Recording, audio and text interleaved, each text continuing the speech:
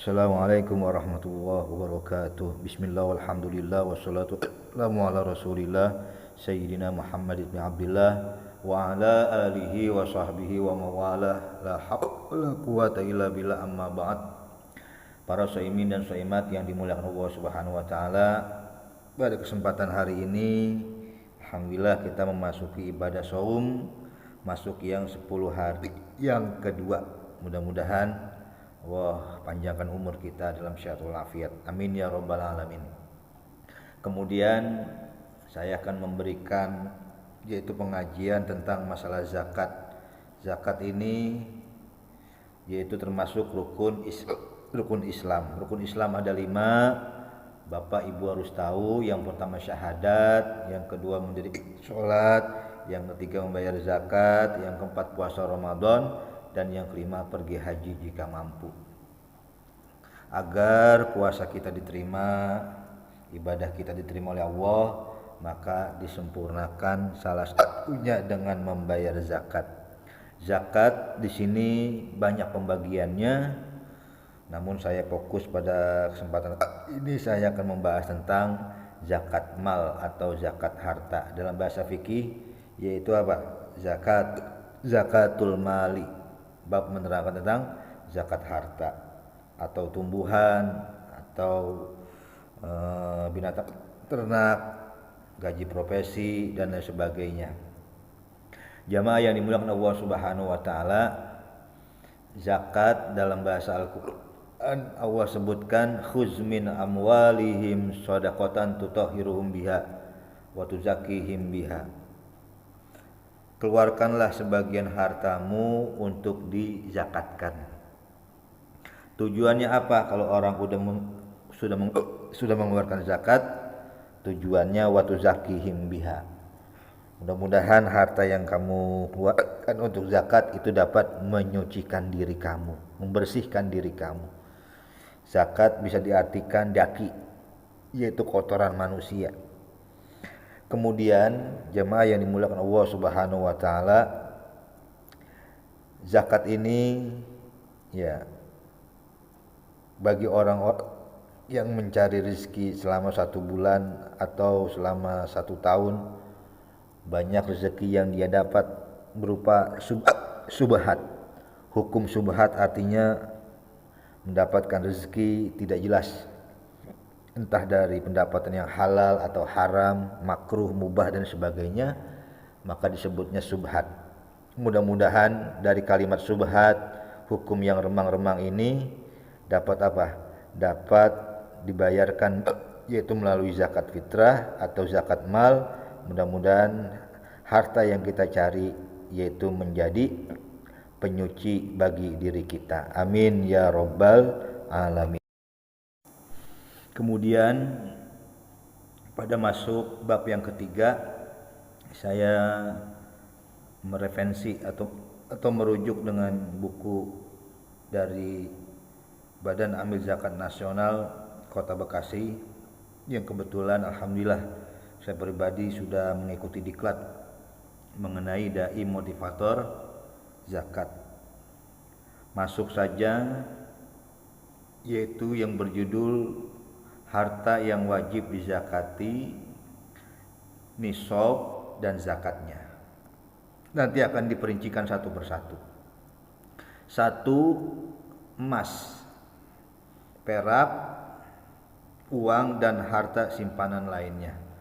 Artinya harta simpanan ya bisa tabungan, bisa perkebunan, bisa surat menyurat dan sebagainya. Ntar dibahas. Yang pertama emas. Emas wajib dikeluarkan zakatnya apabila jumlahnya telah mencapai nisab. Nisab itu bahasa Arab jamaah, yang artinya di situ jumlah minimal harta yang sudah wajib dikeluarkan zakatnya. Jadi nisab artinya jumlah minimal harta yang sudah wajib kita keluarkan zakatnya. Contohnya yakni 85 gram. Kemudian dan sudah tersimpan selama 1 tahun. Nah, kalau 1 tahun namanya nyebutnya bahasa Arabnya apa? Haul. Jadi haul ada dua, ada haul tentang zakat, ada haul tentang kematian seseorang atas meninggalnya. Kemudian ketentuan ini berlaku untuk emas batangan maupun perhiasan, kecuali perhiasan yang dipakai sehari-hari secara wajar, tidak wajib dikeluarkan zakatnya. Kadar zakat emas itu berapa? 2,5%. Artinya kalau harta kita emas ada di lemari, kita simpan, kita nggak pakai, itu merupakan apa? Yang wajib dikeluarkan, yang dipakai tidak. Kemudian jamaah, saya contohkan mengenai yaitu hitungan pembayaran zakat berupa emas. Dilihat di atas, saya bacakan contoh. Jika ada seorang muslim memiliki emas sudah mencapai nisab, yaitu sebanyak 85 gram atau lebih. Contohnya orang itu punya 100 gram, termasuk udah digabung sama yang dipakai sehari-hari 10 gram. Dan harga emas misalnya pada waktu itu 500.000 rupiah per gram. Maka zakat yang wajib dikeluarkan adalah 90 gram gitu. 90 gram dikali 500.000 rupiah, ya kan? Nah, maka zakat yang wajib dikeluarkan adalah, dihitung dilihat di atas, 90 gram dikali 500.000 rupiah sama dengan 45 juta rupiah dikali ya 2,5%, ya 2,5%. Nah, maka yang dikeluarkan zakatnya ya per tahun itu 1.125.000. Paham ya? Itu contoh zakat, hitungan zakat emas. Kemudian yang perak, hitungan perak wajib dikeluarkan zakatnya apabila jumlahnya sudah mencapai nisab, yakni 595 gram dan sudah masuk haul 1 tahunnya. Zakatnya sama 2,5% seperti emas. Contoh, jika seorang muslim memiliki perak mencapai nisab, yaitu 595 gram atau lebih, misalnya 1000 gram, dan harga perak pada waktu itu 50.000 per gram, maka zakatnya 1000 gram dikali 50.000 sama dengan 50 juta rupiah. 50 juta rupiah dikali zakatnya yang dikeluarkan 2,5%. Jadi per tahun zakat perak yang ia keluarkan 1.250.000. Ini khusus perak. Jadi kalau dihitung dengan harga ya yaitu 595 gram. Kemudian masuk ke 6, ya singkat saja. Ini contoh-contohnya saja. Zakat mal termasuk ya, setelah tadi emas dan perak ada zakat mal, zakat harta berupa model pendapatan, jasa atau profesi.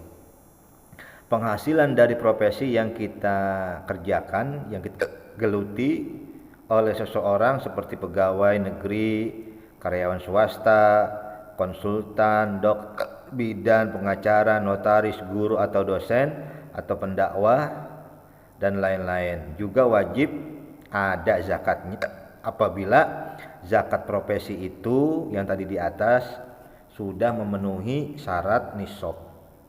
Jadi kalau sudah masuk syarat nisab, ntar contohnya maka wajib dikeluarkan zakat profesinya. Allah berfirman dalam Al-Qur'an Al-Baqarah ayat 267, ya ayyuhalladzina amanu anfiqu min thayyibati ma kasabtum. Yang artinya hai orang-orang yang beriman, keluarkanlah, infakkanlah dari sebagian hartamu min thayyibati, dari yang baik-baik, maka kasabtum, apa yang telah kamu usahakan. Kemudian harta yang dihasilkan dari profesi berupa uang itu nisabnya dikiaskan, dianalogikan, disamain dengan hasil pertanian, yakni 653 kg gabah atau 524 kg beras. Jadi hasil gaji profesi berupa uang kita itu dikiaskan, dianalogikan dengan berupa gabah atau beras. Jadi pekerja profesional yang mendapatkan penghasilan setara dengan nilai 524 kilogram beras sekali terima, sekali gajian gitu maksudnya, maka ia wajib zakat. Jika harga beras pada saat itu 7.500 per liter, maka nisab penghasilan profesi pekerjanya yang dikeluarkan adalah 524 kg beras dikali 7.500 dengan harga, maka gaji kita yang kita keluarkan itu zakatnya apa? Profesi kita 3.930.000 itu per tahun. Contoh, Pak Ahmad seorang muslim yang bekerja sebagai BUMN, Badan Usaha Milik Negara. Pak Ahmad mendapat gaji 5 juta per bulan. Dengan demikian Pak Ahmad wajib bayar zakat dari hasil gajinya itu 5 juta dikali 2,5%. Sama dengan yaitu 125.000 per bulan. Ini Pak Ahmad kalau kerjanya di BUMN dengan gaji segitu. Insya Allah nanti saya akan berikan tabel-tabel yang gajinya 3 juta, 4 juta, 5 juta, 10 juta, 50 juta, ntar saya berikan tabel biar lebih mudah dimengerti.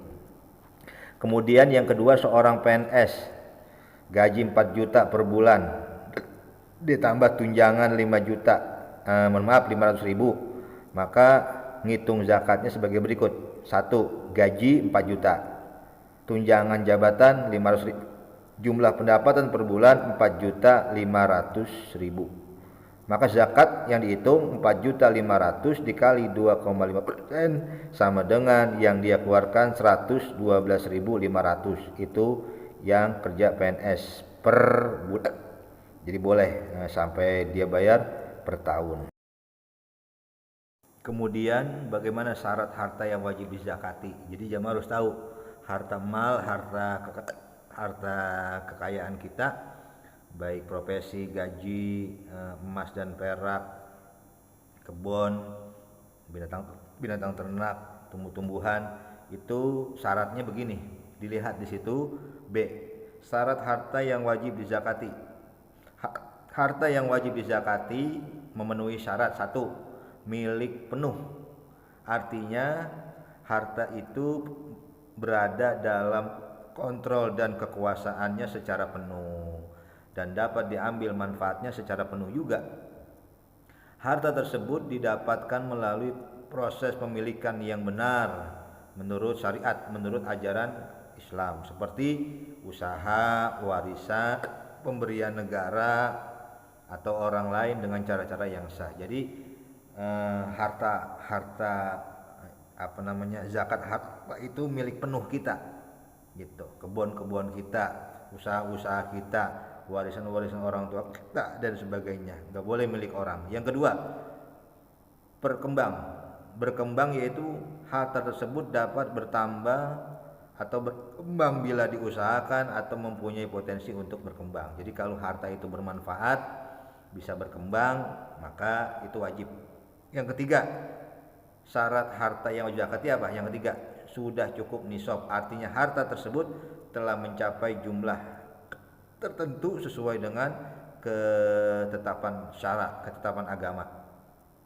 Sedangkan harta yang enggak sampai nisabnya enggak wajib zakat. Jadi jamaah harus poin 3. Kalau harta kita kurang dari nisab enggak wajib zakat. Pahamin ya.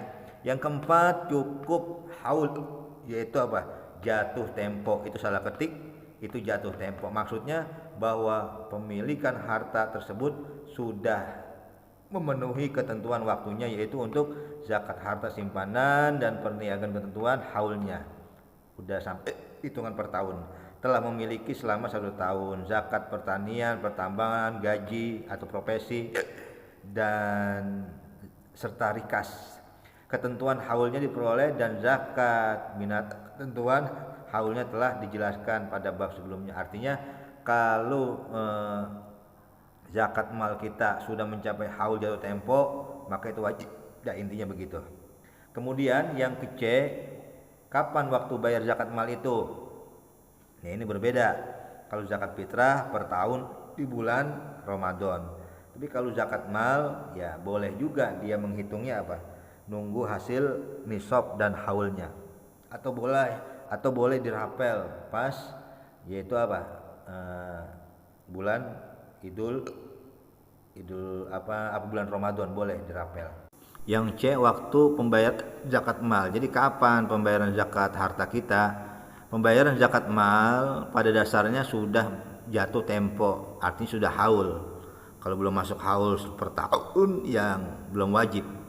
Sesuai dengan ketentuan masing-masing, misalnya uang yang disimpan di bank, contoh tanggal 1 Januari 2016, maka jatuh tempo tanggal 1 Januari 2017, itu namanya haul, tahun ketemu tahun. Hasil pertanian jatuh tempo saat panen, gaji pegawai saat diterima, jasa kontraktor saat diterima, semua biaya pekerjaan. Namun zakat dapat juga dibayar sebelum jatuh tempo, bisa dibayar di muka gitu. Dianjurkan segera membayar zakat yang sudah jatuh tempo. Sedangkan orang yang menunda membayar zakat yang sudah jatuh tempo haulnya, sama halnya dengan menunaikan sholat. Jadi jemaah, kalau kita udah masuk haul zakat kita terus kita menunda, ya maka hukumannya sama dia dengan menunda sholat. Naudzubillah. Untuk sistem pembayarannya juga bisa, dasarnya harus dibayar sekaligus, namun boleh diangsur sesuai kesepakatan muzaki. Muzaki itu orang yang mengeluarkan zakat dan kepada amil panitia. Jadi Pak Amil, Pak Panitia zakat, saya bayar nanti per tahun, boleh. Pak Amil, nanti saya nunggu jatuh tempo, boleh. Pak Amil, saya bayaran nyicil, boleh. Mudah-mudahan apa yang saya berikan pada kesempatan hari ini bisa bermanfaat. Insya Allah besok kita sambung lagi masih di bab zakat. Wallahu a'lam bishawab.